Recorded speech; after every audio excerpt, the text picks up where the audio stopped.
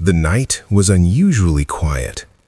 On June 6, 1944, the English Channel stretched dark and endless beneath a sky heavy with clouds.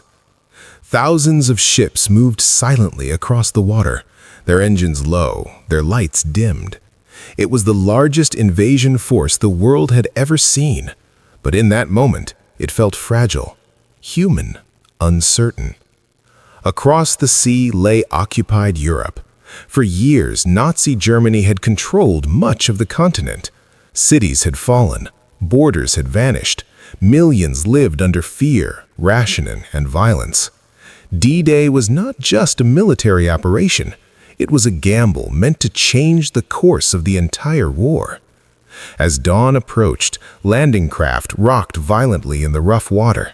Soldiers sat shoulder to shoulder, gripping weapons, staring into nothing.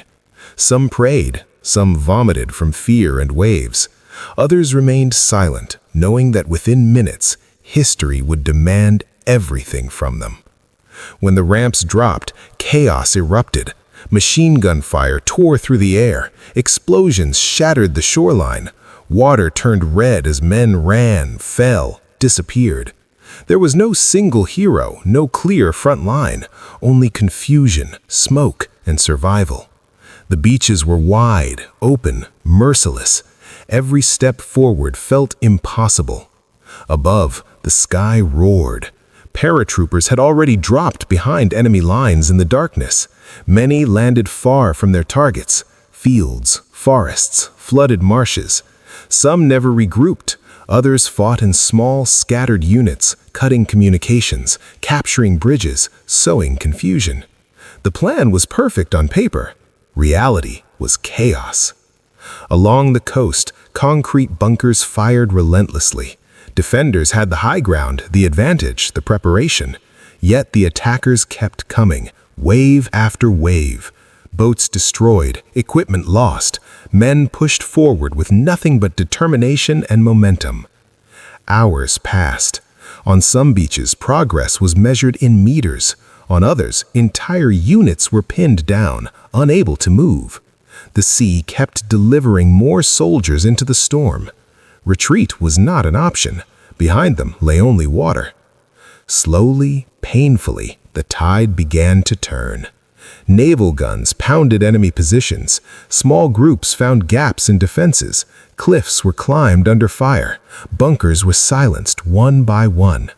What had seemed impossible at sunrise became barely achievable by afternoon. By nightfall, Allied forces had established a foothold.